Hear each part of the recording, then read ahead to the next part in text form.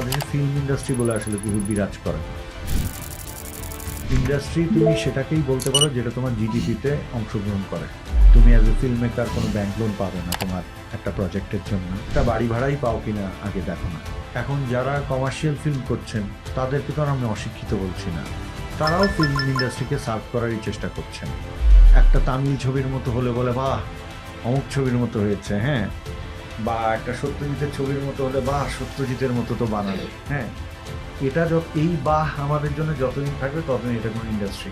আমার জীবনের স্বপ্ন একটা বিশাল পার্ট আমার যে কোনো সৃষ্টিতে। আমি শিল্পে বিশ্বাস করি, শিল্পটা সহজাতই হওয়া দরকার। আর্টিস্টের জন্য তার own signature is very important. Jibanananda Das আপনাকে আসলে কিভাবে ইনফ্লুয়েন্স করেছে? মানে মগজের মধ্যে তৈরি হওয়া অন্য কোনো দুনিয়া, সেই দুনিয়া আমি কমিউনিকেট করা শুরু করি ওই যে আমার কিশোর বয়সে। মৌলিক বলে তো পৃথিবীতে কিছু নেই, কিন্তু নিজের চিন্তা চেতনাকে প্রকাশ করতে গেলে একাকিত্বের খুব দরকার।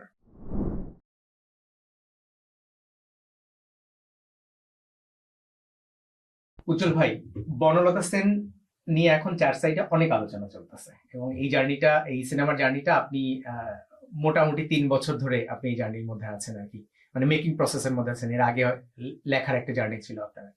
বনলতা নিয়ে আমাদের আড্ডাটা শুরু হোক আর কি। বনলতা কি অবস্থা এখন? বনলতা এখন হচ্ছে মুক্তির জন্য প্রস্তুত।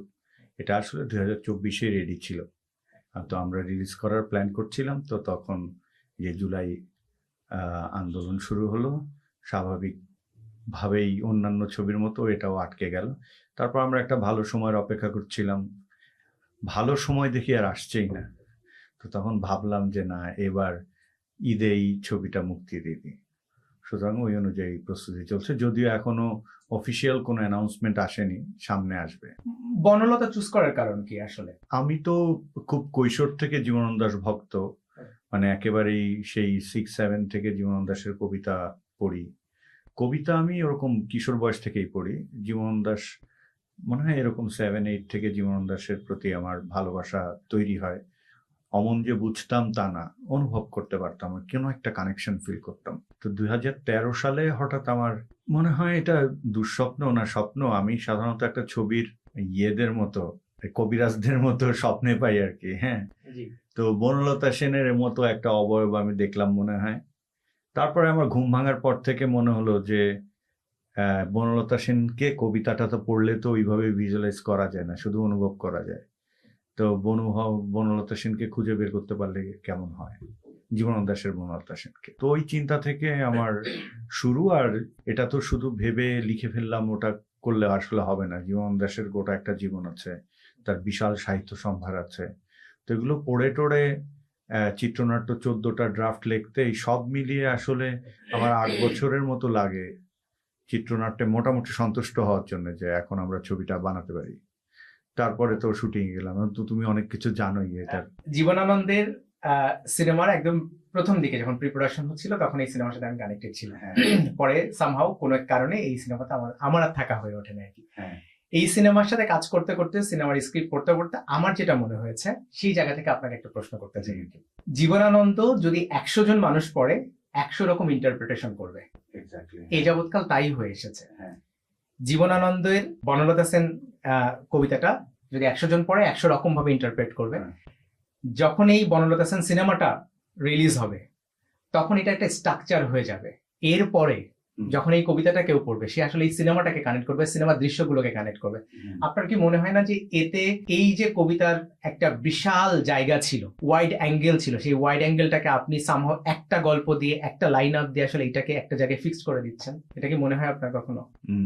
এই প্রশ্নটা খুব দারুণ একটা প্রশ্ন।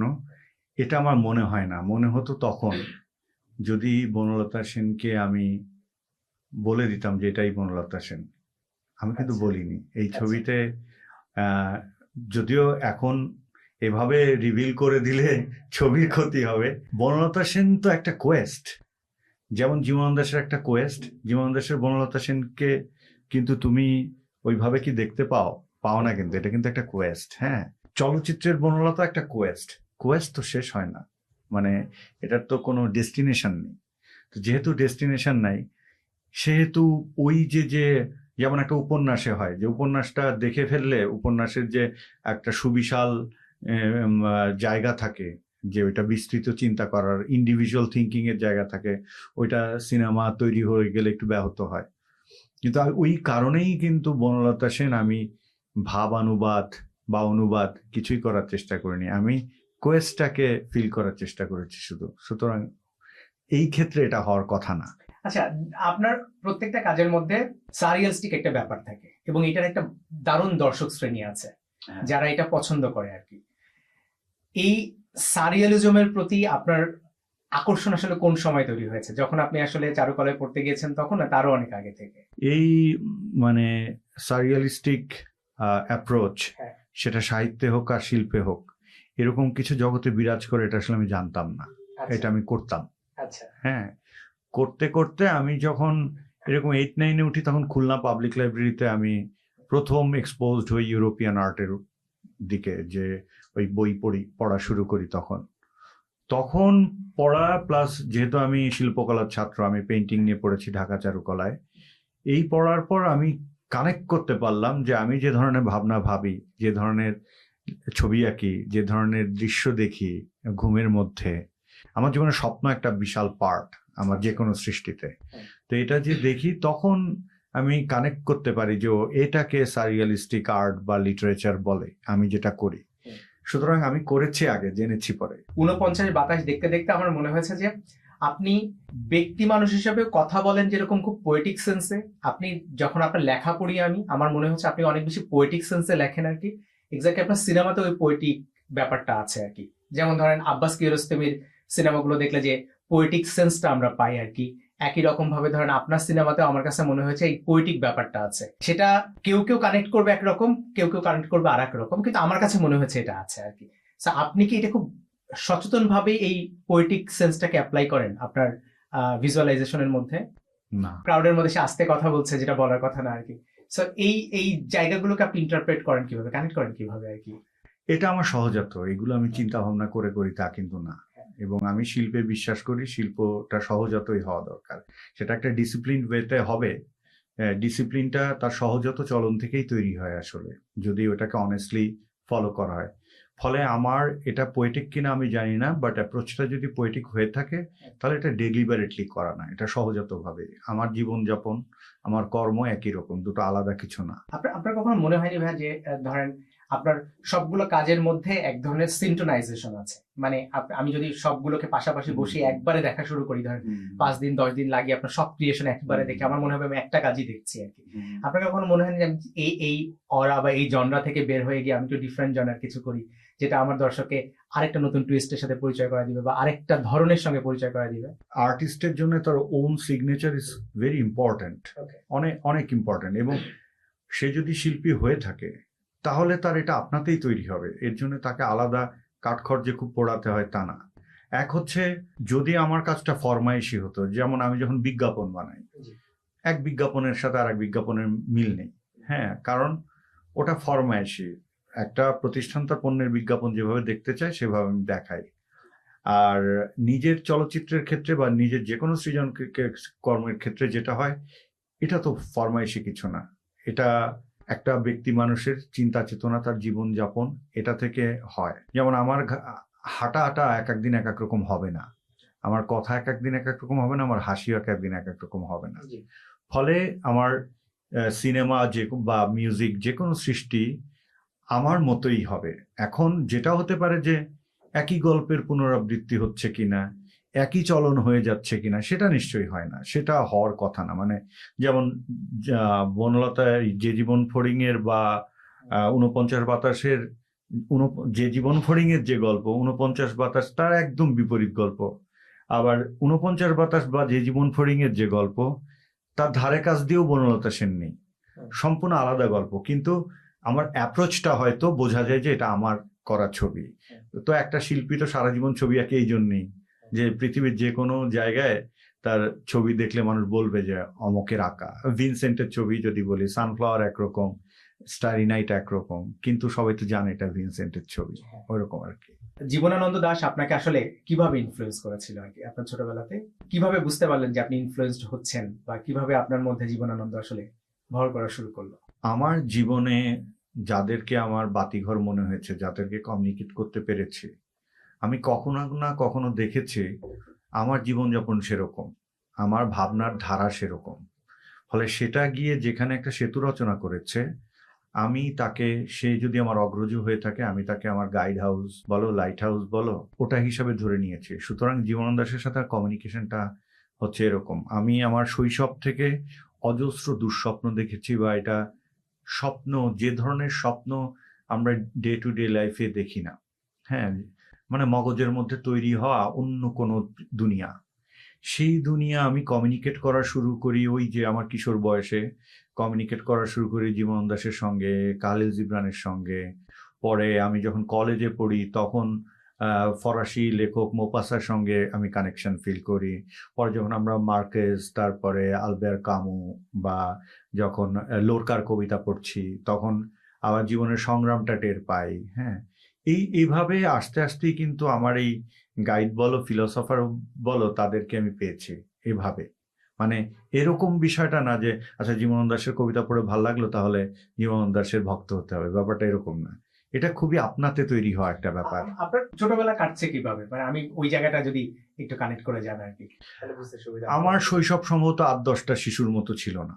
আচ্ছা। আমি 3.5-4 বছর বয়স থেকে খুবই সহজতভাবে ছবি আঁকি। বন্ধুরা যখন মাঠে খেলতো তখন আমি ছবি আঁকতাম, এবং I was always bad in any sports. খেলায় আমার আগ্রহ ছিল, কিন্তু আমি জানতাম যে খেলাটা আমাকে দিয়ে হবে না। তো আমি ছবি আঁকতাম। তারপরে আমি খুব কম বয়সে, যেমন ক্লাস 2-তে ঈদের দিন সালামির টাকা নিয়ে লোকাল বাসে চেপে আমি দূরে চিড়িয়াখানা দেখতে চলে গেছি, এবং প্রায় আমি হারিয়ে যেতাম। এবং আমি ছবি আঁকতাম। স্কাল্পচারও কিন্তু আমি একদমই শৈশব থেকে করি, কৈশোরও না, একদম শৈশব থেকে স্কাল্পচার করি। আর সিনেমার ব্যাপারটা হচ্ছে ক্লাস 7-এ থাকতে আমার মেজ আপু যখন ঢাকা বিশ্ববিদ্যালয়ে পড়তেন, তখন আমাকে একটা বই দেন, তারকোভস্কির ডায়েরি। ওই বইটা আসলে আমার কাছে সিনেমার জগৎটা খুলে দেয়। কারণ তার আগে আমি সিনেমা বলতে বুঝতাম যে শুক্রবারে মুভি অফ দ্য উইক হবে, ওইখানে বড় আপু আমাদেরকে সিনেমা দেখতে দিবে 3 ঘন্টা। হ্যাঁ, ওইটাই জানতাম সিনেমা। সিনেমা তখন শুধুমাত্র একটা তথাকথিত এন্টারটেইনমেন্ট ছিল আমার কাছে। ঢাকায় বড় হয়েছে? না, আমি খুলনায়। খুলনায় বড়? খুলনায় কোথায় বড় হওয়া কি, খুলনায় আমার কলেজ পর্যন্ত খুলনায় ছিলাম, খালিশপুরে। আচ্ছা, এরপর যখন ঢাকায় আসলেন, মানে আপনি একই সাথে ধরেন পেইন্টিং করছেন, একই সাথে মিউজিক করছেন, আপনাদের তো বোধহয় একটা দলও ছিল, মিউজিকের একটা দলও ছিল। সো তারপর আপনি সিনেমা বিজ্ঞাপন শুরু করলেন, সিনেমা করছেন আর কি। সো এই যে একটার পর একটা এগুলো কি কোনোভাবে আপনার প্ল্যানের মধ্যে ছিল, নাকি একটার সাথে একটা আপনি জড়িয়ে গেছেন একটার পর একটা? জড়িয়ে গেছি আসলে। এইটা বললাম না, এটা তো একটা, আমার আত্মাটা তো খুব অতৃপ্ত আত্মা। হ্যাঁ, এবং শিল্প তো শিল্পই, মানে ছবি আঁকাই শিল্প, কবিতাই শিল্প, গানই শিল্প, এরকম তো নয়। শিল্প একটা টোটালিটি। ফলে এই টোটালিটি তো আকর্ষণ করে। এবং আমি তো জাস্ট একজন প্রফেশনাল হওয়ার চেষ্টা করিনি, আমি শিল্পর রসটা নিতে চেয়েছি শুধু। এতে আমার ভবিষ্যৎ কি হবে, আমি কিছু হতে পারবো কিনা, এরকম না। শিল্পের যে পথটাই আমার সামনে খোলা পেয়েছে, আমি ওই পথে হাঁটার চেষ্টা করেছি। এভাবেই হয়েছে, এটা এরকম না যে এটা প্ল্যান করে কিছু। পরে যখন সিনেমা বানাতে আসলাম তখন দেখলাম এই পেরে পারা বা এই জানাগুলো আমাকে অনেক হেল্প করছে। কারণ সিনেমা তো একদম কালেকটিভ একটা আর্ট। হ্যাঁ, সব ধরনের আর্ট ওখানে থাকে, ফলে ওটা আমার সিনেমাকে এখন খুব হেল্প করে। হ্যাঁ, মানে আপনার সাথে কাজ করতে গিয়ে আমি দেখেছি, সেটা হচ্ছে আপনি অনেকটা হচ্ছে অতর ফিল্ম মেকারের মতো, যে আপনি আপনার নিজের ক্যামেরাটা নিজেই করছেন, নিজের লাইটটা নিজে করবেন, স্ক্রিপ্টটা নিজেই লিখবেন, ডায়লগ আপনার নিজের। ইনফ্যাক্ট দেখা যাচ্ছে যে আপনার সিনেমাতে অন্য মানুষের করার জিনিস আসলে নিতান্তই খুবই কম। আপনার সিনেমার এডিটিংটা আপনি করেন, মিউজিকটাও আপনি করেন। আপনার সিনেমাতে অন্য মানুষের কন্ট্রিবিউট করার জায়গাটা খুবই সীমিত থাকে আর কি। তো এই যে ধরেন সবকিছু আপনি একা হাতে সামলান, এটা কি আপনাকে তৃপ্ত করে, নাকি এটা আরো বেশি অতৃপ্ত করে? না, এটা আসলে আমার নিয়মের মধ্যেই আছে এটা। হ্যাঁ, এবং আমি অদর ফিল্ম হওয়ারই উদ্দেশ্য আমার। হ্যাঁ, এবং এই ধরনের, তুমি ভালো করেই জানো, এই ধরনের ফিল্ম মেকার এটাই করে, তার ক্রিয়েটিভ ডিপার্টমেন্ট গুলো সে নিজেই হ্যান্ডেল করে। এতে চাপও আছে, সুবিধাও আছে। যেমন আমার ফিল্ম মেকার হতে চাওয়া হচ্ছে বড় ক্যানভাসে ছবি আঁকতে চাওয়ার বাসনা থেকে, মানে ছবিটা মুভ করছে, মানে পেইন্টিংটাই আমি একটা বড় ক্যানভাসে করব, যেটা একটা আসলে মুভ করবে। আমি যখন একটা ক্যানভাসে তৈলচিত্র করি তখন নিশ্চয়ই আমার 5টা বন্ধুকে এনে বলি না যে এই কর্নারে তুমি একটু আঁকো, তুমি একটু আঁকো। হ্যাঁ, জি তো সিনেমা যেমন হলিউড এক ধরনের বিশ্বাস করে, আবার ইউরোপে অথর ফিল্ম মেকাররা আর এক ধরনের বিশ্বাস করে। হ্যাঁ, যে কিভাবে হবে, দুটো দুই রকম ব্যাপার। প্রাতিষ্ঠানিক জায়গায় এটা কালেকটিভ একটা ওয়ার্ক সিনেমা, কিন্তু দুনিয়ার অধিকাংশ অথর ফিল্ম মেকাররা এটাকে সিঙ্গেল হ্যান্ডেডলি সে যা যা ডিপার্টমেন্ট পারে এটা সে করতে চায়, অন্যের কাজ করার সুযোগ নেই। এটা আবার পুরোপুরি ঠিক না। যেমন আমি যখন আমার আর্ট ডিরেকশনটা দিচ্ছি বা প্রোডাকশন ডিজাইনটা করছি, আমাকে অ্যাসিস্ট করার জন্য যারা থাকে, আমার যদি যোগ্যতা থাকে তাদেরকে দেবার মতো কিছু, এবং তাদের যদি নেবার আগ্রহ থাকে, তাহলে সেটা কিন্তু একটা দারুণ জায়গা তখন। কারণ এক্সিকিউশন তো আমি আর একা করতে পারি না, এক্সিকিউশন তো একটা বড় টিমই করে দিন শেষে। হ্যাঁ, বা এবার বনলতা সেনে এই প্রথম আমি আমার এই ব্যাকগ্রাউন্ড মিউজিক ছেড়েছি, এটা বাপ্পাদা করেছেন আর কি, বাপ্পা মজুমদার। তো দাদার সাথে এটা যখন দাদার কথা বলবেন তখন ওনারা অভিজ্ঞতা জানা যাবে যে একজন মিউজিশিয়ান কাম ফিল্ম মেকারের সাথে কাজ করার ওনার অভিজ্ঞতা কি, তখন তো জানা যাবে। হ্যাঁ, আমি শুধু বুঝি যে আমি যদি আমার কাজ ছাড়িও, মানে অ্যাজ এ ফিল্ম মেকার আমি যদি আমার মিউজিকটা আরেকজনের কাছে ছাড়িও বা যে কোনো ডিপার্টমেন্ট, সুবিধা হচ্ছে আমার চাহিদাটা আমি জানি, যেহেতু ওই কাজটা হাতে কলমে আমি পারি। এক হচ্ছে অনুমান করে নিজের চাহিদা ঠিক করা, আর একটা হচ্ছে যে কাজটা আমি হাতে কলমে পারি। লাইক আমি চাচ্ছি এখানে আসলে একটা চেরাঙ্গো নামে একটা আর্মেনিয়ান ইনস্ট্রুমেন্ট বাজবে, তো এখন আমাকে তো ইনস্ট্রুমেন্টটা চিনতে হয়েছে, ওই ইনস্ট্রুমেন্টটার চলনটা আমার জানতে হয়েছে যে কোন চলন ইনস্ট্রুমেন্ট, এটা আদৌ কি এভাবে যায়। বা অনেক অনেক সিনে আছে যে আমি বলছি যে এইখানে ওয়ার্লস বাজবে। হ্যাঁ, তো আমি যেহেতু জানি এটা টাইম সিগনেচার কি হওয়া উচিত, আমার এই সিনের চলন কি হওয়া উচিত, তখন আমি যখন আমার মিউজিক ডিরেক্টরকে আমি বলছি যে আসলে আমি এক্স্যাক্টলি এটা চাই, তার সাথে আমার খুব শর্ট টাইমের কমিউনিকেশন হচ্ছে, মানে সেই বিভ্রান্ত হওয়ার সুযোগ নাই তার, আর আমারও বিভ্রান্ত থাকার কোনো সুযোগ নাই। তো এটাও হয়, মানে দক্ষতা থাকলে তো কোনো দোষ নেই। না, অবশ্যই দোষ নেই। সেক্ষেত্রে মানে আপনার কি মনে হয় যে ধরেন আপনি যে ধরনের সিনেমা বানাচ্ছেন, এই ধরনের সিনেমার টেকনিশিয়ান যারা থাকে আর কি, তারা কেমন এনজয় করে এই কাজগুলো করতে? এটা তো তারাই ভালো বলতে পারবে। তবে যেমন আমি বলতে পারি যে একটা টিমের স্থায়িত্বর উপর বোঝা যায় যে তারা আসলে এই নির্দিষ্ট পরিচালকের সাথে কাজ করতে কেমন বোধ করছে। না, ধরেন আমি আপনার সাথে যতদিন কথা বলেছি চলেছে, আমার কাছে মনে হচ্ছে যে আপনি যে ধরনের সিনেমা বানাতে চান সেই সিনেমাতে কন্ট্রিবিউট করতে চায় এরকম টেকনিশিয়ান তুলনামূলকভাবে কম আমাদের ইন্ডাস্ট্রিতে। ফলে আপনার টোনাসিটি বা আপনার টোন ধরতে পারা, আপনার গল্পের মুড ধরতে পারার মতো টেকনিশিয়ান তুলনামূলকভাবে কম আর কি। এটা সামহাউ আপনাকে এক ধরনের ডিস্টারবেন্স দেয়, এটা আমার মনে হচ্ছে কথা বলে আর কি। আসলে কি ব্যাপারটা এরকম, মানে আপনার কি মনে হয়? হ্যাঁ, তা তো বটেই। এখন যেমন আমি খুবই বিচ্ছিন্ন একজন নির্মাতা। বিচ্ছিন্ন কেমন? আমি বলবো যে গ্লোবালি এক ধরনের বিচ্ছিন্নতা আছে আমার, গ্লোবাল পার্সপেক্টিভেই আছে। যেমন পৃথিবীর বড় বড় ফেস্টিভ্যাল গুলো যে ফিলসফির চলচ্চিত্রে বিশ্বাস করে বা যে ধারাবাহিকতায় আমরা দেখি, সেই ধারাবাহিকতার সাথে কিন্তু আমি অ্যালাইন না। আবার দেশের কমার্শিয়াল ফিল্ম ইন্ডাস্ট্রি সেটা যেভাবে চলে, আমি সেই চলনের লোক না। কারণ এটা খানিকটা স্বেচ্ছায় নির্বাসিত থাকার মতো একটা ঘটনা। মানে আমি জানি কিভাবে ঘটনা যেত, কিন্তু আমি ঘটাচ্ছি না। মানে তুমি জানো যে how could you be establish yourself in such medium, কিন্তু তুমি সেটা করছো না। তাহলে এটা হচ্ছে অনেক একটা কঠিন যাত্রা। এই কঠিন যাত্রা করার সময় সঙ্গী সাথী সবসময় কমই থাকবে, এটা মেনে নিয়েই পথে নামতে হবে। ফলে যেসব ডিপার্টমেন্ট আমার জন্য খুব গুরুত্বপূর্ণ, যেমন ফিজিক্যালি সিনেমাটোগ্রাফি একা করা এই জাতীয় ছবিতে একটু ডিফিকাল্ট হয়ে ওঠে। যেই কারণে তুমি দেখবে যে আমার আর্লি ক্যারিয়ারে আমার অন্য কিছু বন্ধুরা আমার সঙ্গে সিনেমাটোগ্রাফার হিসেবে কাজ করেছেন। হ্যাঁ, তারপর থেকে গত অন্তত 16 থেকে 17 বছরের মধ্যে আমার সিনেমাটোগ্রাফি কিন্তু হৃদয় সরকার ছাড়া কেউ করেনি।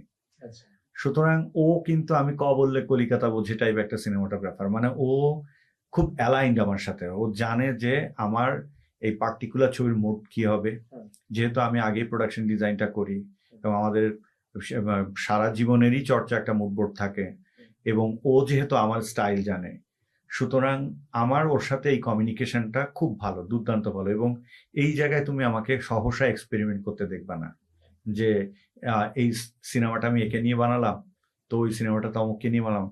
সবার প্রতি সম্মান রেখেই বলছি যে আমাদের দেশে তো আসলে অনেক ভালো ভালো সিনেমাটোগ্রাফার আছেন, কিন্তু আমি এখনো সাহস করে উঠতে পারিনি। আমার ওই একই হৃদয় সরকার নিয়ে আমি বছরের পর বছর ছবি বানিয়ে যাচ্ছি। নেক্সট যে ছবি বানাবো ওইটারও সিনেমাটোগ্রাফার ওই থাকবে। কবে বানাচ্ছেন নেক্সট? এই যে বনলতা সেন ময়দানে ছেড়ে দিয়ে আবার ময়দানে নামবো আর কি। ওটার প্রস্তুতি কত দূর আর কি?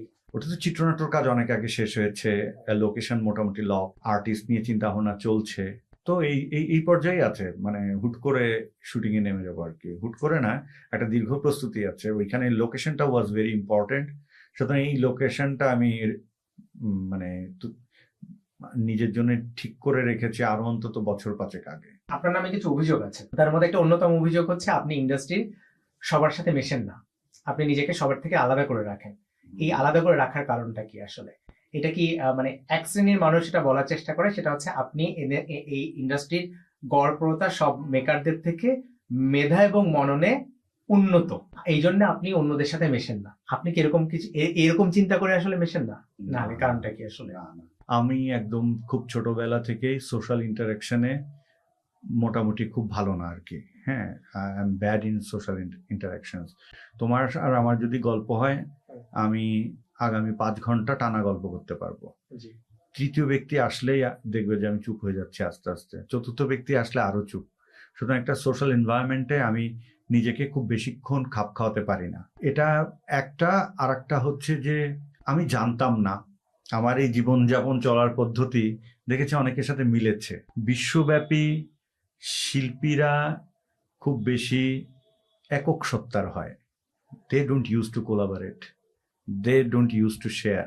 সে শেয়ার করে তখন আমি বনলতা সেন বাজারে ছেড়ে দিব, তুমি দেখবে that is my sharing.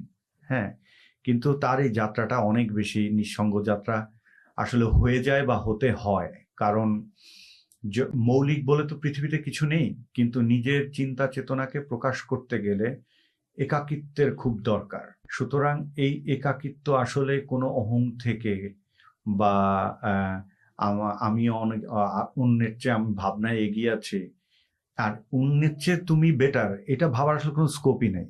There will be always variables. তুমি একজনের চেয়ে বেটার, তোমার চেয়ে আর একজন বেটার, তার চেয়ে আর একজন বেটার, এই তুলনার কখনো কোনোদিন শেষ হবে না। সুতরাং এই তুলনায় মনে হয় যাওয়া এক ধরনের মূর্খতা। একাকিত্বের এই টাইমে কি করেন আসলে? যখন সিনেমা বানান না তখন এই দিন দুনিয়া সবকিছু ভাবি, cinema, music, poetry, literature, politics, what not. মানে একাকিত্ব তো এই জন্যই দরকার যে মগজে তোমার চাহিদার বাইরের ইনফরমেশন ঢুকছে না, কোন ইনফরমেশন এখন ঢুকবে সেটা তুমি নির্ধারণ করছো। লাইক কি বলবো, সোশ্যাল মিডিয়া যেমন আমাদের জীবনটাকে অনেক কমপ্লিকেট করে দিয়েছে, বা আমাদের নিজস্ব চিন্তা চেতনা সেটাকে অনেক ব্যাহত করে। কিভাবে অনেক কন্টেন্ট আছে বা অনেক লেখা আছে বা অনেক দৃশ্য আছে যেটা তুমি হয়তো দেখতে আগ্রহী না, কিন্তু ওটা আমার নিউজ ফিডে আছে, ওকে আমি জানি, ওর কর্ম আমি চিনি। কিন্তু যখন আমরা লাইব্রেরিতে গিয়ে বই পড়তাম, তখন আমার কাঙ্ক্ষিত বইটা আমি শেলফ থেকে খুঁজে নিতাম, এবং যতক্ষণ খুঁজে না পাচ্ছি লাইব্রেরিয়ানের সহযোগিতা নিচ্ছি, নিজে খুঁজছি। তার মানে কি আমার একটা ডেডিকেশন ছিল ওই পার্টিকুলার ইনফরমেশনের জন্য। সোশ্যাল মিডিয়া করলো কি, you have all sort of informations in your brain, যার অধিকাংশই তোমার দরকার নেই। মানে অনেক বিদ্যাই তো তোমার জানার দরকার নেই, তুমি হয়তো শুধুমাত্র ইকোনমিক্স জানতে চাও, এইটাই জানতে চেয়েছিলে, কিন্তু এর সাথে মিউজিক, আর্ট, লিটারেচার, পলিটিক্স অনেক কিছু আসলো। তোমার ওই যে একটা মৌলিক চিন্তার যে জায়গা, তুমি চেয়েছিলে কনসেন্ট্রেট করে এই পার্টিকুলার বিষয়টাই তুমি জানতে চাও, অনেক অপ্রয়োজনীয় বিষয় চলে আসলো। যেমন অনেক ভিডিও আসে সোশ্যাল মিডিয়ায় যে হাজবেন্ড ওয়াইফের খুনসুটি। এখন তাদের ব্যক্তিগত জীবনের খুনসুটি দেখে তুমি এন্টারটেইন হতেই পারো, কিন্তু তুমি অনিচ্ছুকও তো হতে পারো। হ্যাঁ, তোমার ওই অনিচ্ছার উপর তোমার নিয়ন্ত্রণ নেই। ফলে একাকিত্ব এই সুবিধাটা করে, তোমার যাবতীয় ইচ্ছা অনিচ্ছার উপর তোমার নিয়ন্ত্রণ আছে। হ্যাঁ, এটা যখনই নিজেকে বাইরে মেলে ধরা হয়, তখন আর থাকে না। ধরেন আমি যদি একটু অন্যভাবে প্রশ্ন করি, সেটা হচ্ছে যে গত 1 বছর 1.5 বছরে বাংলাদেশের সোশ্যাল স্ট্রাকচারে এবং মানে সোশ্যাল লাইফে এবং পলিটিক্যাল লাইফে অনেক উত্থান পতন হয়েছে, অনেক বেশি ডিস্টারবেন্স ক্রিয়েট হয়েছে। এগুলো কি আপনাকে টাচ করে কোনোভাবে, আপনি যেহেতু খুব একাকী জীবনযাপন করেন? দেশের মধ্যে বা তোমার সমকাল তোমাকে যদি প্রভাবিতই না করলো তাহলে তুমি সেন্সিটিভ মানুষ না। হ্যাঁ, তো বিইং এ সেন্সিটিভ পার্সন এগুলো তো অবশ্যই আমাকে স্পর্শ করে এবং গভীর বেদনাও দেয়, উদ্বেগও দেয়, সবই দেয়।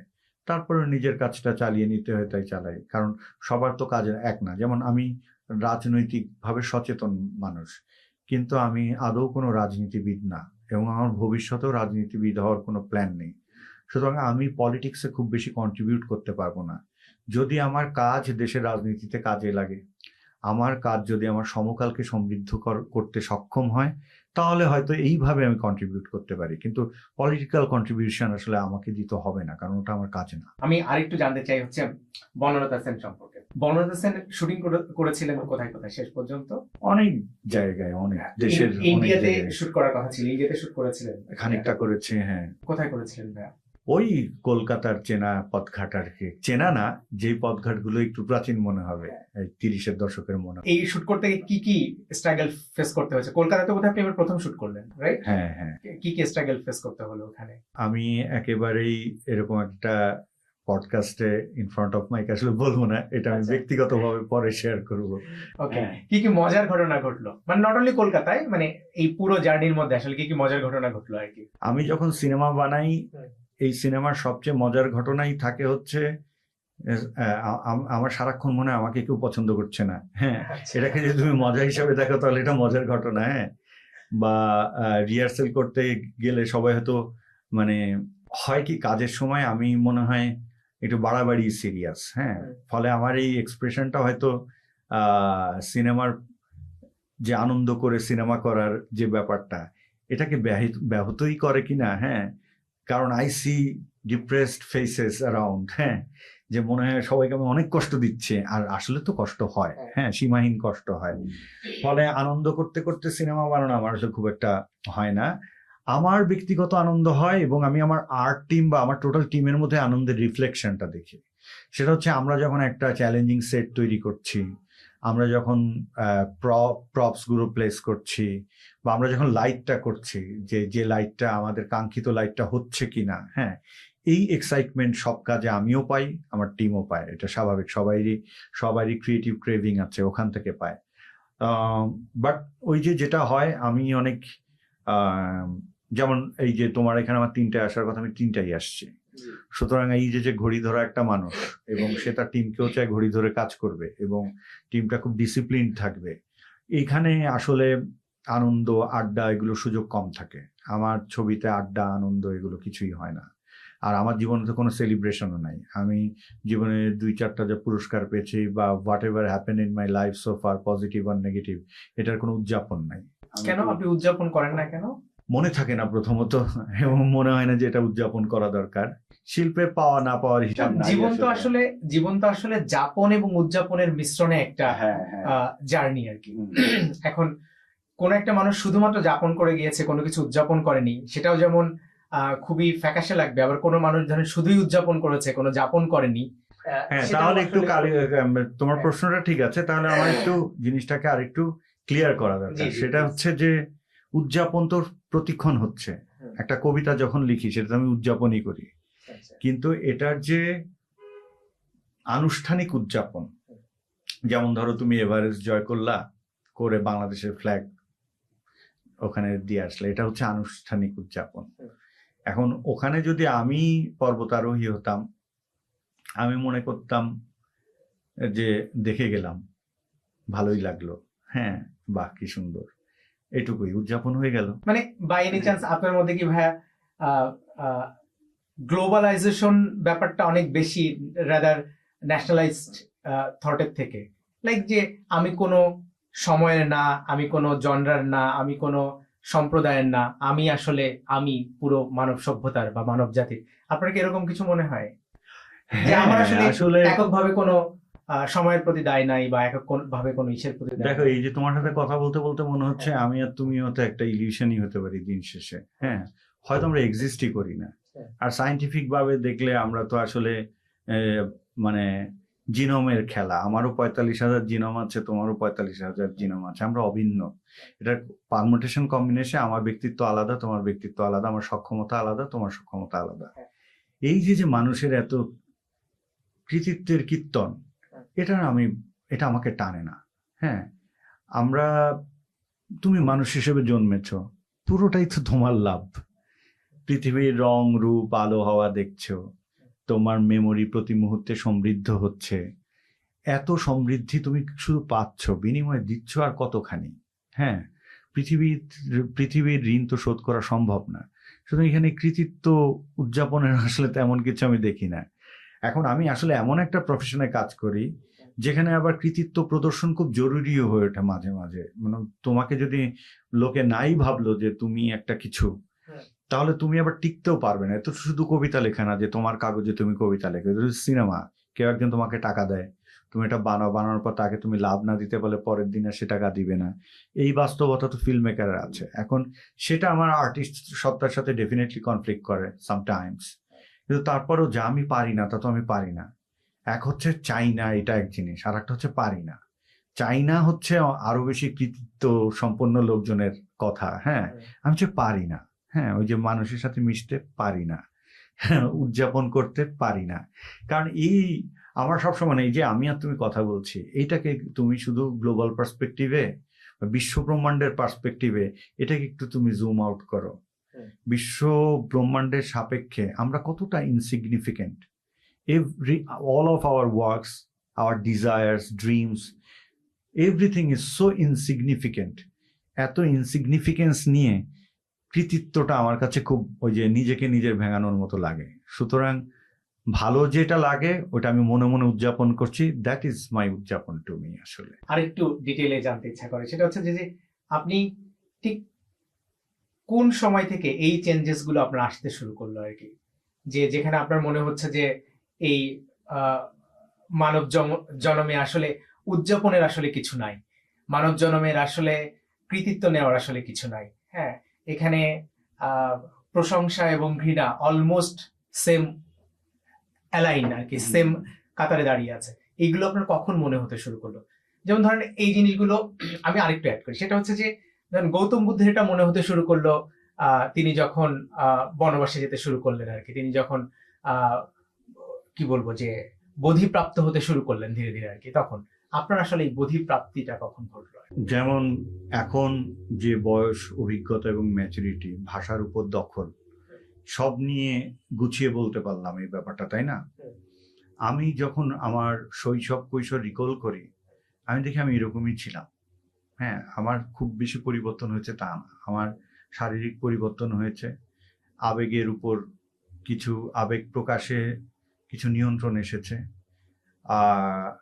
কিন্তু আর ফিলসফিক্যাল মানুষের যে ডেভেলপমেন্ট হয়, এটা তো জীবনের অভিজ্ঞতা, তার জানাশোনা সবকিছু মিলে তার উপলব্ধি, এর থেকে। আফসোস হয় কোনো কিছু নিয়ে আপনার ভাই কখনো?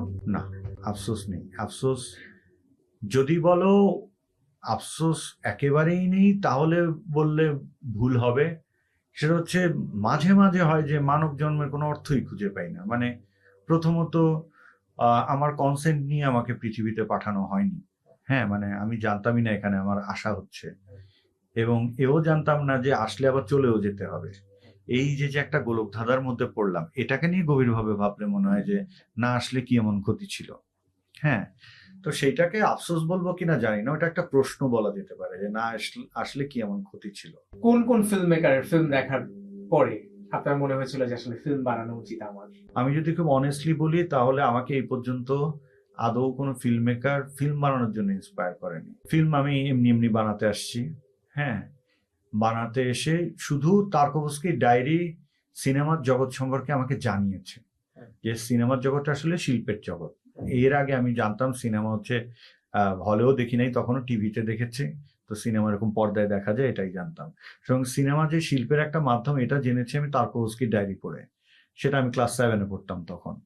কিন্তু সিনেমা বানাতে এসে আমি যদি একদম সত্যি কথা বলি, যে আমার দুই একটা কাজ যখন টেলিভিশন নাটক দিয়ে তো শুরু, আলোচিত হতে শুরু করে ফরচুনেটলি শুরুর দিকেই, তখন পত্রপত্রিকা যখন আমার সাক্ষাৎকার নেওয়া শুরু করে আমি প্রায় দেখি বিব্রত হয়ে যাচ্ছি। হ্যাঁ, কারণ আমি অত বেশি ফিল্মও দেখিনি, অত বেশি film মেকারও চিনিনি।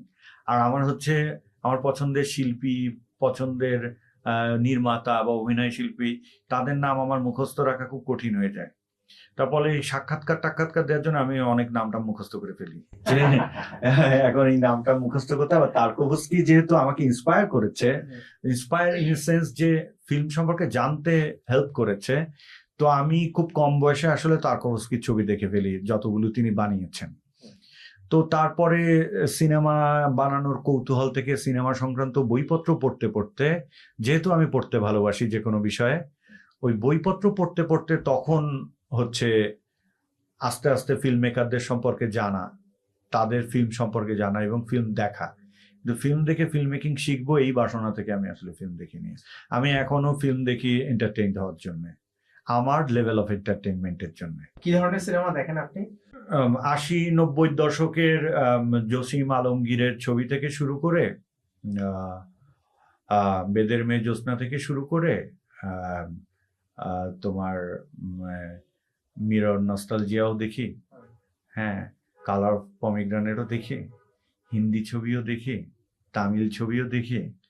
It depends on my mood, আমি কখন কোনটা দেখবো। অতি বিমূর্ত কাজও দেখি, অতি বাজার চলতি। আপনার প্রিয় ফিল্ম মেকার কে তাহলে? যদি বলি যে ধরেন আপনি 3 জন বা 2 জনের নাম বলবেন, তাহলে কারা? আমার প্রিয় ফিল্ম মেকার অবশ্যই আন্দ্রে তারকোভস্কি। তারপরে আমার আসলে সব ওল্ড ফিল্ম মেকারসই আমার প্রিয়। হ্যাঁ, সো গদার অবশ্যই আমার প্রিয় ফিল্ম মেকার, ফেলিনি আমার প্রিয় ফিল্ম মেকার। আসলে হলিউডের কারো কারো ছবি আমার ভালো লেগেছে, খুব বেশি লেগেছে এরকম না, সুতরাং ওইদিকে না যাই। সুতরাং কুরোসাওয়া আমার খুব প্রিয় ফিল্ম মেকার। আর আমি যে ক্লোজ আপ শটস নেই, এর অনেক ইন্সপিরেশন থাকে আসলে ওজোর।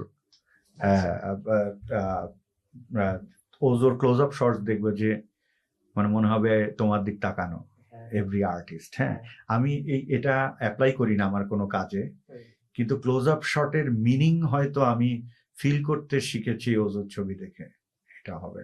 বাংলাদেশের কোন ফিল্ম মেকার যার কাজ আপনার মনে হয়েছে যে আমার ভালো লাগছে, আপনার ভালো লাগে এরকম? আমি আসলে এখনো জীবিত একটা ফিল্ম মেকার, তো আর সবই ফেলো ফিল্ম মেকারস। হ্যাঁ, আমি এটা নিয়ে বরং মন্তব্য নাই করি। আচ্ছা, আমি আপনাকে প্রশ্ন আরেকটু সরল করে দিই। সেটা হচ্ছে আপনার সমসাময়িক নির্মাতা ধরেন Animesh Aich, Mezbaur Rahman Sumon, if I am not wrong, আপনারা একই সার্কেলের একই সময়কার বন্ধু বান্ধব আপনারা। আপনি আপনার বন্ধু বান্ধবের সিনেমাগুলোকে কিভাবে দেখেন আর কি, কিভাবে মূল্যায়ন করেন আর কি? বন্ধু বান্ধবের সিনেমা কোনো মিল পান আপনাদের? এই ধরনের আমি দুজনের নাম বললাম, এই দুজনের সিনেমার সঙ্গে আপনার সিনেমার কি কোনো মিল পান আপনি? কোথাও কোনো কানেক্টিভিটি পান? এই যে আমাদের 3 জনের নাম বললে, আমাদের 3 জনই কিন্তু আমরা ফাইন আর্ট ব্যাকগ্রাউন্ডের, এবং আমি আর সুমন ফাইন আর্ট ব্যাকগ্রাউন্ডের, আবার মিউজিশিয়ানও। হ্যাঁ, ফলে আমাদের কি হবে, আমাদের ভিজুয়ালের যে আলাদা গুরুত্ব থাকবে এটা খুবই সহজে অনুমেয় যে এরা ভিজুয়ালস নিয়ে কাজ করবে, কিন্তু কাজের ধারায় একেবারেই কোনো মিল নেই, একেবারেই নেই। যেমন আমি একেবারেই আমার ক্যারিয়ারের শুরু থেকে এখন পর্যন্ত আমার অধিকাংশ কাজই নন লিনিয়ার ফরম্যাটের এবং আরবান ফিলসফির, আমার কোনো রুরাল ওয়ার্ক নাই। হ্যাঁ, আর বাকি যে দুজনের কথা বললা, তাদের অসামান্য সব কাজ আছে রুরাল পার্সপেক্টিভে। সুতরাং আমি খুবই আরবান মিডল ক্লাস ফিলসফির জায়গা থেকে আমার ছবিগুলোকে দেখি বা তৈরি করি। হ্যাঁ, আমি কখনো রুরাল ফিলসফিতে বানাবো না বা প্রান্তিক জনগোষ্ঠী নিয়ে কাজ করব না, এরকম না। করতেও পারি মন চাইলে, কিন্তু এখন পর্যন্ত দেখা যায়নি, গত 22 বছরে তো দেখা যায়নি।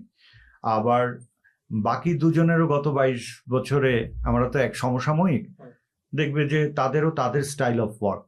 সুতরাং everyone has a very unique style of work, যেগুলো তো আমার পছন্দ না করার মতো তো আমি কোনো কারণ দেখি না। সবারই কাজ যথেষ্ট শক্তিশালী। মানে আমার মানে মূল ছিল হচ্ছে যে আমি আসলে আপনাদের এই 3 জনের কানেক্টিভিটি গুলোকে আপনি আসলে বুঝতে পারেন কিনা। যেমন ধরেন আমি একজন অডিয়েন্স হিসাবে আপনাদের 3 জনের কাজের মধ্যে একটা কানেক্টিভিটি দেখতে পাই, কিন্তু ধরেন আপনাদের 3 জনেরই ভিজুয়ালের মধ্যে একটা পেইন্টিং এর ছাপ আছে। 3 জন প্রপস হিসাবেও পেন্টিং ইউজ করেন, লাইট হিসাবেও পেন্টিং ইউজ করেন আপনারা, এবং আপনারা যখন ফ্রেমিং করেন তখন একটা পেন্টিং রাখার মানে পেন্টিং এর একটা আবহাওয়া রাখার একটা চেষ্টা থাকে, যেটা সুমন ভাইয়ের সঙ্গে আপনার সুমন ভাইয়ের সিনেমাগুলোর সঙ্গে আপনার সিনেমার গুলোর কানেক্টিভিটি সবচেয়ে নিয়ারেস্ট, তারপরে হচ্ছে অনিমেষ দার কাজগুলো। কিন্তু আমার মনে হচ্ছে আপনাদের তিনজনের কাজের মধ্যে একটা কমন জায়গা আছে, সম্ভবত আমার পার্সোনালি মনে হচ্ছে সম্ভবত আপনারা যেহেতু একই স্কুলিং থেকে এসেছেন, একাডেমিক স্কুলিং থেকে, সো আপনাদের তিনজনের এই স্কুলিং এক জায়গা হওয়ার কারণে সম্ভবত হয়েছে। এটাকে আপনি বুঝতে পারেন আসলে?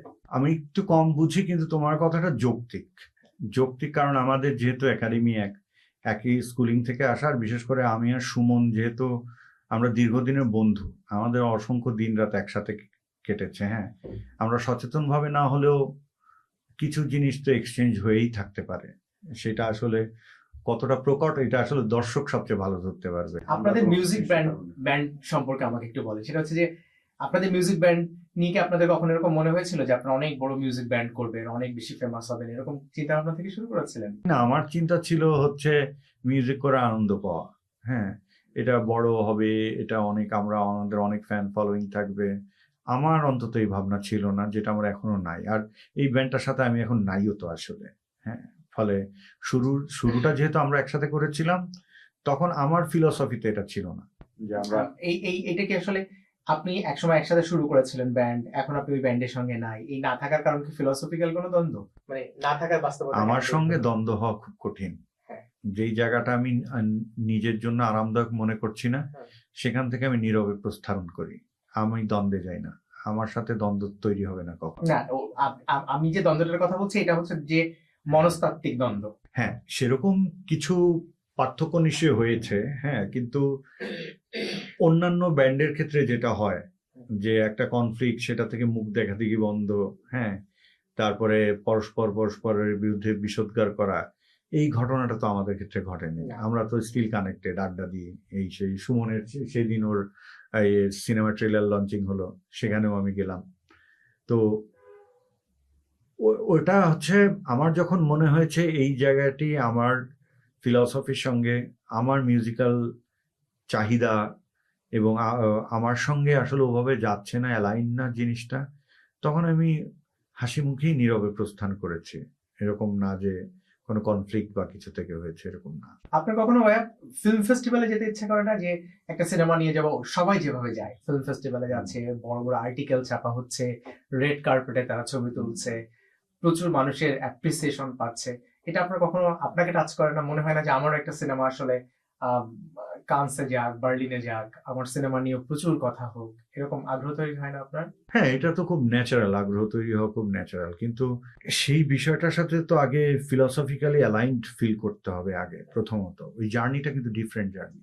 হ্যাঁ, মানে একটা নিরীহভাবে আমি একটা ছবি বানিয়ে ফেললাম, নিজের সততা থেকে, নিজের বিশ্বাস থেকে সিনেমা বানিয়ে ফেললাম, সেটা যে খুব অ্যাপ্রিসিয়েটেড হবে, সেটা যে জায়গা পাবে, ব্যাপারটা এরকম না। এবং এটা আমি অন ক্যামেরা আমার জন্য বলা ঝুঁকিপূর্ণ, তারপর আমি বলতে চাই, সেটা হচ্ছে যে শিল্পীর প্রথম দায়িত্ব হচ্ছে প্রভাবিত না হওয়া। এখন তুমি দেখবে 1978 সালে এডওয়ার্ড সাইদের একটা বই পাবলিশ হয়েছিল, ওরিয়েন্টালিজম ইন আর্ট। হ্যাঁ, এটা আসলে শিল্পের রাজনীতি। সুতরাং পশ্চিম এই প্রাচ্যের দেশগুলোকে ও কিভাবে দেখতে চায় থ্রুআউট দেয়ার লেন্সেস, সেটাই অনেক বড় একটা জায়গা দখল করে আছে বিশ্বের নামি দামি ফেস্টিভ্যালগুলোতে। এখন বাংলাদেশে যদি দুইটা পেইন্টিং এর আমি উদাহরণ দিই, একটা হচ্ছে শিল্পাচার্য জয়নুল আবেদিনের আঁকা 43-এর মন্বন্তর, আর একটা হচ্ছে এস এম সুলতানের বলিষ্ঠ কৃষক। হ্যাঁ, এখন জয়নুল আবেদিন তো আমাদের শিল্পাচার্য, তিনি দুর্ভিক্ষ দেখেছেন, দুর্ভিক্ষকে এঁকেছেন, তার মানে উনি ওনার শিল্পে দুর্ভিক্ষকে তুলে এনেছেন ওনার ক্যানভাসে। আর এস এম সুলতান কল্পনা করেছেন কৃষকটা কেমন হতে পারত। দুইটা কিন্তু দুই ধরনের জিনিস, দুটো তুলনা চলে না। কিন্তু আমাকে যদি বলা হয় যে আমাকে কোনটা টানলো, আমাকে অবশ্যই বলিষ্ঠ কৃষক টানলো, যেটা আমি আমার কল্পনা দিয়ে ভেবেছি এরকম হতে পারে। সুতরাং আমি যতই নিজেকে বিশ্ব নাগরিক মনে করি না কেন, আমার ভূমিষ্ঠ হওয়ার একটা বাস্তবতা আছে, তো যেই ভূখণ্ডে আমি জন্মেছি, এই ভূখণ্ডের বিজ্ঞানীরা যদি ডিএনএ সিকোয়েন্সিং করতে পারে কোভিডের সময়, এই ভূখণ্ডে যদি আমার নিজের ভাগ্নি ওয়ার্ল্ড রোবোটিক্স কম্পিটিশনে মেডেল পেয়ে আসে, হ্যাঁ, এরকম অসংখ্য অর্জন জাতি হিসাবে আমাদের আছে, এবং আমরা জাতি হিসাবে সমৃদ্ধ ছিলাম। পৃথিবীর প্রাচীনতম বিশ্ববিদ্যালয় এখানে ধন সম্পদে সমৃদ্ধ ছিল। আমরা সেই 1754 সালের পর থেকে আমাদের এখানে মধ্যবিত্তর উদ্ভব হয়েছে এবং এখানে সাহিত্য চর্চা শুরু হয়েছে। সুতরাং আমাদের ছোটখাটো জার্নি কিন্তু না। ফলে দুঃখ দারিদ্র এটাই শুধুমাত্র আমার পরিচয় কিন্তু হতে পারে না। যেমন তোমার রুটের গল্প বলো বা তোমার নিজের গল্প বলো, এটা যে বলা হয়, আমি বড় হয়েছি একটা আরবান রিয়েলিটিতে। আমার সম্পূর্ণ বেড়ে ওঠা একটা আরবান রিয়েলিটি। সকালে ঘুম ভেঙেছে রবীন্দ্রসঙ্গীত শুনে। সেটা কিভাবে আমার জীবন বাস্তবতা না হয়ে, আমি যে কৃষকের ঘরে জন্মাইনি, যেই কৃষককে আমি দেখিনি, আমার জীবনযাপনে যে কৃষক নেই, তাকে আমি ভালো ইন্টারপ্রেট করতে পারবো নাকি যে জীবনটা আমি যাপন করি সেটাকে ইন্টারপ্রেট করতে পারবো যেটা ভালো? যাপন করেন সেটা খুব এবং স্বাভাবিক। তোমাকে আরবান লাইফের একটা ক্রাইসিস বলি, জি। আরবান লাইফের একটা ক্রাইসিসই তো দেখতে চাচ্ছে আর্ট হিসাবে, তাহলে সেটাই বলি। আরবান লাইফের ক্রাইসিসটা কোথায়? এই যে আমরা দুজন বসে আছি, মোটামুটি যেহেতু লেখাপড়া করেছে, লেখাপড়া নিশ্চয়ই একটা ছাপ আমাদের আছে এবং সমাজে আমাদের এক ধরনের প্রতিষ্ঠাও আছে, এই সেই।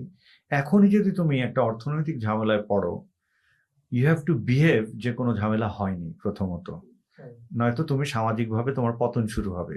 তুমি এটা বলতে পারবে না, তুমি তোমার নিকট আত্মীয়কেও বলতে পারবে না, এরকম একটা অবস্থা। তো ফলে শিক্ষিত মধ্যবিত্ত সংকটটা কোথায়? ও যখন কোনো সংকটের ভিতর দিয়ে ক্রাইসিসে যায়, তখন হয় কি, ওর অনেক কিছুর সাথে ফাইট করতে হয়। আত্মমর্যাদার সাথে ফাইট করতে হয়, অস্তিত্বের সাথে ফাইট করতে হয়, আবেগের সাথে ফাইট করতে হয়। এবং যখন প্রান্তিক মানুষের ফাইটটা, সেটা কিন্তু একেবারেই ডু অর ডাই ফাইট। মানে আমি খাবো, আমি টিকে থাকবো, আমি ঘুমাবো, পরের দিনের কাজ করার এনার্জি পাবো। ফলে ওই সংগ্রামকে আমি সম্মান জানাই, এবং কৃষকই আমাদের মুখে খাদ্য তুলে দেয়, তাদেরকে আমি সম্মান জানাই। কিন্তু ফরচুনেটলি অর আনফরচুনেটলি ওই জীবনটা তো আমি যাপন করি নাই। তার মানে ওই জীবনের ছবি আমি বানাতে পারবো তা না, কিন্তু আমি তো আমার নিজের জীবনের দেখা, নিজের ফিলসফি, এটা পোট্রে করতেই তো আরো আমার দুই তিনটা জীবন দরকার বলে আমার মনে হয়। ফলে যেমন ধরো জীবন দাসের যদি 8 বছর আগের একদিন কবিতাটার কথা বলি, 8 বছর আগের একদিন কবিতাটা দেখো। ভদ্রলোক বেকার কলকাতার পথে পথে ঘুরে বেড়াচ্ছেন 8টি বছর ধরে, ভাত খাওয়ার পয়সা থাকতো না, সবচেয়ে সস্তা ছিল ঢেঁড়স, এটা খেয়ে থাকতেন। উনি ট্রামের মনে মনে ট্রামের কন্ডাক্টর হতে চেয়েছেন, বিমা কোম্পানির এজেন্ট হতে চেয়েছেন। ওনার বাড়ির সামনে ছাতা সারাইয়ের এক মিস্ত্রি ছিল, তো উনি ছাতার বাটের ব্যবসা করা, কাঠের ওই বাটের সাপ্লাইয়ের ব্যবসা করা যায়, এইটা চিন্তা করেছেন। এই সব করতে করতে যখন উনি শ্রান্ত ক্লান্ত, জীবনে আর কোনো কিছু অবশিষ্ট নাই, এরকম অবস্থায় তার ব্রজমোহন কলেজের এক ছাত্রের সুপারিশে তার বরিশাল ব্রজমোহন কলেজে আবার চাকরি হয়। তার মানে কি 8 বছর পর সংসারে একটু স্বস্তি আসলো, হয়তো লাবণ্যগুপ্ত খবরটা পাওয়ার পর একটু হাসলো। হ্যাঁ, এই সময় তিনি লিখলেন 8 বছর আগের একদিন, মানে তার স্বস্তির সময় সে অস্বস্তির কবিতাটা লিখলেন। শোনা গেল লাশ কাটা ঘরে নিয়ে গেছে তারে। তো ফলে এই যে তার মধ্যে 8টি বছর ধরে একটা কবিতা জন্ম নিচ্ছে, এই কবিতাটা তো প্রান্তিক জনগোষ্ঠীর কথা বলেনি। এই আরবান জীবনানন্দ দাশ, বরিশাল থেকে কলকাতার পথের প্রেসিডেন্সি বোর্ডিং এ বসে থাকা আরবান জীবনানন্দ দাশ, তার জীবনকে তুমি কেবলমাত্র প্রান্তিক মানুষকে প্রতিনিধিত্ব করছে না বলে খাটো করে যদি তুমি দেখতে চাও, তাহলে তোমার এই মধ্যবিত্ত নাগরিক জীবনকে তুমি আসলে দেখতেই পাও না, তুমি তোমার অস্তিত্বকে স্বীকার করো না। ফলে ফকির লালন শাহের আখড়ায় বসে লালন শাহের যে গানের চর্চা হয়, সেটা আমাদের এই স্টুডিওতে বসে ফোক ফিউশন করলে হয়তো একটা বড় স্কেলে এটা পৌঁছায়, কিন্তু এই লালনের ওই এসেন্স ওটা ওই আখড়াতেই পাওয়া যায়। এই ব্যাপারটার এই কনফ্লিক্ট থেকে আমি এখনো মুক্ত হতে পারিনি, সেই কারণেই আমি এখনো উত্তেজিত না আসলে এই বিশ্বব্যাপী হতে থাকা ফিল্ম ফেস্টিভ্যাল গুলো নিয়ে। বাংলাদেশের ফিল্ম ইন্ডাস্ট্রিকে আপনি আসলে কিভাবে দেখেন আর কি, কোথায় আছে কোথায় যাচ্ছে? Bangladesh as a film making nation অনেক বছর হয়েছে, কিন্তু as a film making nation আমাদের অনেক বছর পার হয়েছে, এই অনেক বছর পার হওয়ার পরও বাংলাদেশে ফিল্ম ইন্ডাস্ট্রি বলে আসলে কিছু বিরাজ করে না। হ্যাঁ, ইন্ডাস্ট্রি তুমি সেটাকেই বলতে পারো যেটা তোমার জিডিপিতে অংশগ্রহণ করে। জিডিপিতে তোমার স্টেক আছে যেটা, সেটা আসলে শিল্প, সেটা ইন্ডাস্ট্রি। তো আমাদের জিডিপিতে আমাদের কোনো ভূমিকা নাই। তুমি অ্যাজ এ ফিল্ম মেকার কোনো ব্যাংক লোন পাবে না তোমার একটা প্রজেক্টের জন্য। তুমি অ্যাজ এ ফিল্ম মেকার একটা বাড়ি ভাড়াই পাও কিনা আগে দেখো না। হ্যাঁ, ফলে এটা কোনো ফিল্ম ইন্ডাস্ট্রি না, এটা মোটামুটি ইন্ডিভিজুয়াল এফোর্টের ইন্ডাস্ট্রি। এবং এখানে শিক্ষিত জানাশোনা শ্রেণী সবসময় বরাবরের মতোই কোণঠাসা। এখন যারা কমার্শিয়াল ফিল্ম করছেন তাদেরকে তো আর আমি অশিক্ষিত বলছি না, তারাও ফিল্ম ইন্ডাস্ট্রিকে সার্ভ করারই চেষ্টা করছেন। তারা তার শিক্ষা, তার রুচি অনুযায়ী করার চেষ্টা করছেন। এখন ঘটনা হলো, তামিল ছবির মতো আমি একটা ছবি বানিয়ে আমি কিছুদিন, আমাকে যেহেতু আমাদের দর্শক মনে হয় আমাদেরকে অনেক ক্ষমা সুন্দর দৃষ্টিতে দেখে, এই জন্য একটা তামিল ছবির মতো হলে বলে বাহ অমুক ছবির মতো হয়েছে। হ্যাঁ, বা একটা সত্যজিতের ছবির মতো হলে বাহ সত্যজিতের মতো তো বানালো। হ্যাঁ, এটা এই বাহ আমাদের জন্য যতদিন থাকবে ততদিন এটা কোনো ইন্ডাস্ট্রি না। আমাদের মৌলিক সৃষ্টি অনেক কম, কিন্তু এখন আমাদের মৌলিক সৃষ্টি আস্তে আস্তে হওয়ার চেষ্টা করছে। হ্যাঁ, কারণ আমাদের ফেস্টিভ্যাল কেন্দ্রিক যে ছবিগুলো আছে, ওই ছবিগুলোর দুই একটা মাঝে মাঝে কিন্তু বেশ মৌলিকই লাগে। হ্যাঁ, সেগুলো সংখ্যায় নিশ্চয়ই বাড়বে। কিন্তু একটা আশঙ্কার কথাও আমি বলতে চাই, ফেস্টিভ্যাল নিয়ে আশঙ্কার কথা বলতে চাই। আমি যখন চারুকলায় ভর্তি হই তখন আমাদের অ্যানুয়াল এক্সিবিশন বলে একটা ব্যাপার হয়, যেটা ফার্স্ট ইয়ারে ভর্তি হওয়া ছেলেপেলের জন্য খুবই এক্সাইটিং একটা ব্যাপার, যে আমার ছবি প্রদর্শনীতে থাকবে সেই। তো আমি খুব অবাক হয়ে ফার্স্ট ইয়ারে দেখি কি বন্ধুরা দুই ভাগে বিভক্ত। এক ভাগ হচ্ছে গাছের শিকড়ের গ্রুপ স্টাডি করছে, আর এক ভাগ হচ্ছে মোটর পার্টসের গ্রুপ স্টাডি করছে। তো একটা এক্সিবিশন হবে, এখানে তো মুক্তভাবে ছবি আঁকার কথা, এই দুই ধরনের কেন আঁকছে? তখন জানা গেল যে এই প্রথম যখন অ্যানুয়াল এক্সিবিশন হয়েছিল, প্রথম যখন হতো, তখন এই দুই সাবজেক্টের মধ্যে অ্যাওয়ার্ড পেত। আচ্ছা, ফলে ওই তখন থেকে এটাই পরম্পরা হয়ে গেছে যে এগুলোই আঁকতে হবে, ফলে এক্সপ্লোর করার সুযোগ নেই। তো ইউরোপ তো আর স্বাদে ফেস্টিভ্যাল বানায়নি, যত না চলচ্চিত্রের কল্যাণ করার জন্যে, তার চেয়ে বেশি হচ্ছে ইনফ্লুয়েন্সটা, গ্লোবাল ইনফ্লুয়েন্সটা রাখার জন্য। ফলে ও আমাদেরকে কিসে কিসে অভ্যস্ত করে সেটা জানানোর জরুরি। এখন আমি যদি একটা ইউরোপিয়ান চাহিদার ফিল্ম মেকার হই, তাহলে আমার নিজের চাহিদাগুলো আমি কখন পোর্ট্রে করব?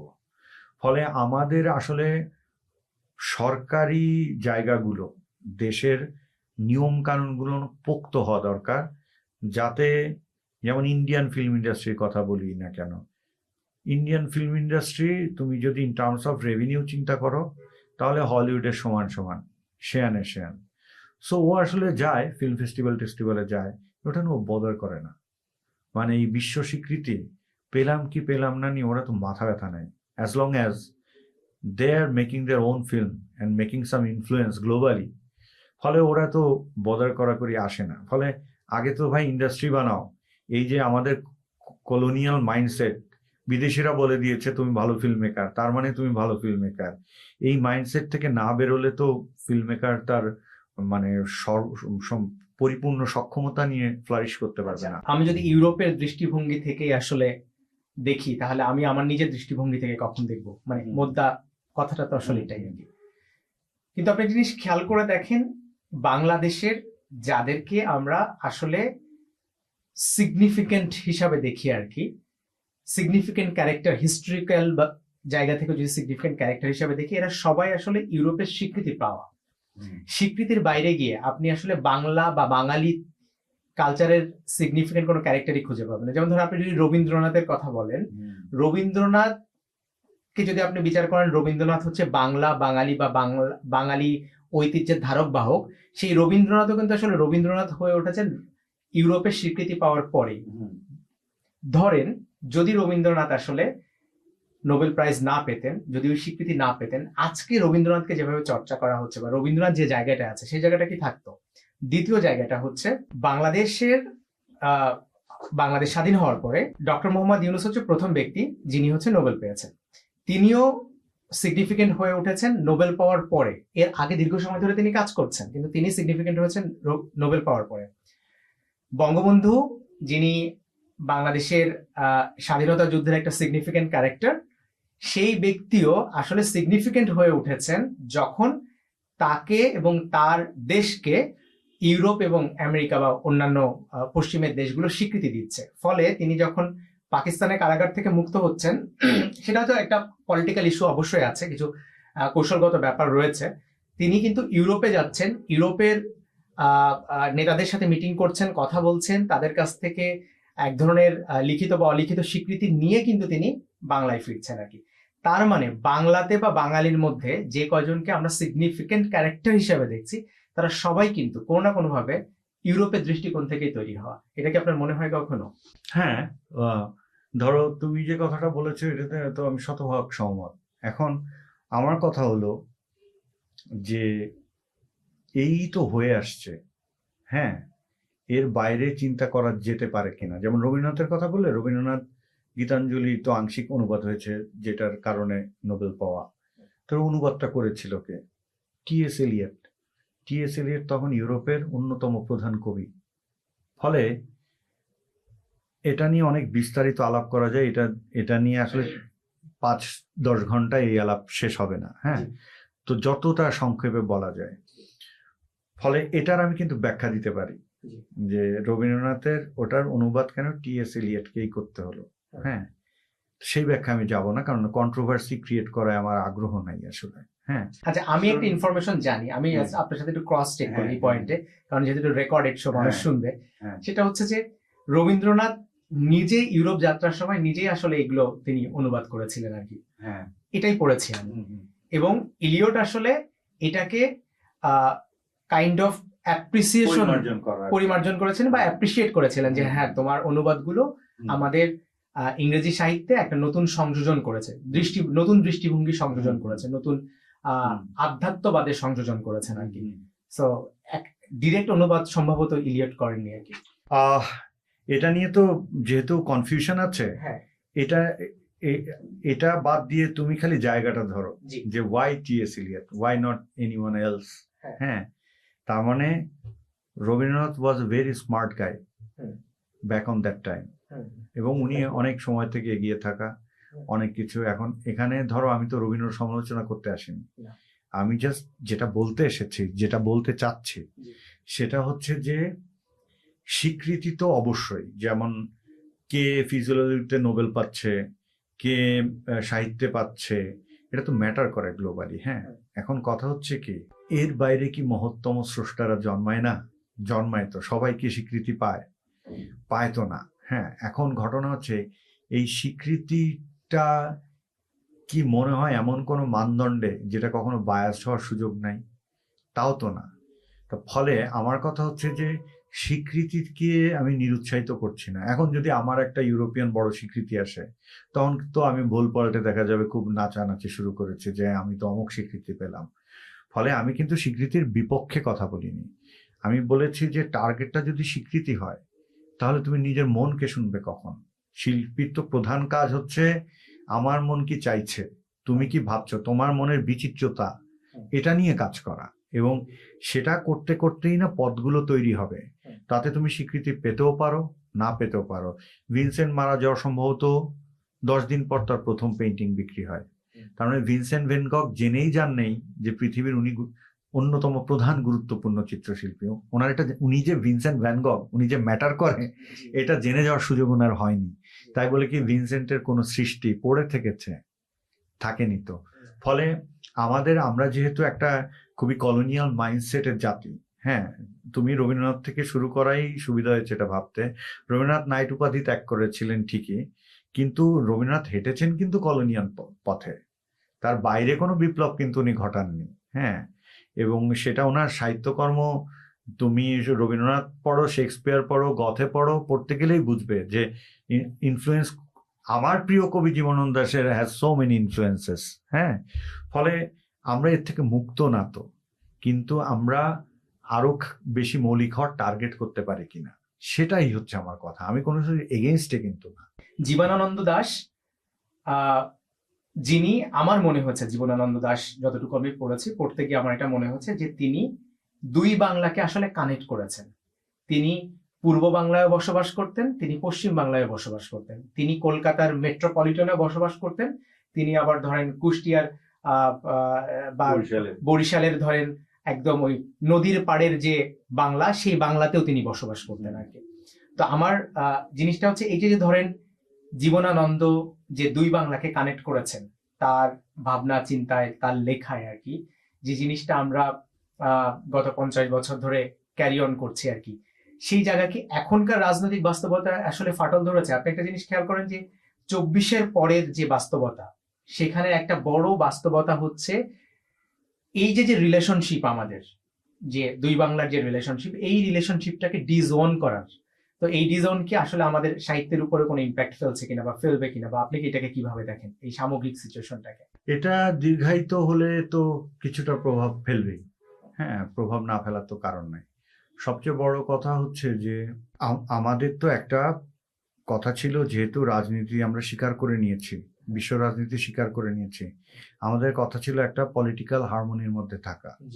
সুতরাং কূটনৈতিক কোনো জ্ঞান না থেকে, পূর্বাপর চিন্তা না করে, বাস্তবতা বিবেচনায় না নিয়ে, দায়িত্ব জ্ঞানহীন মতামত প্রকাশ করার কারণে মূলত দুই দেশের নাগরিকরা এটা করেছে এবং সেটাকে দুই দেশের সরকার গুরুত্ব সহকারে নিয়েছে।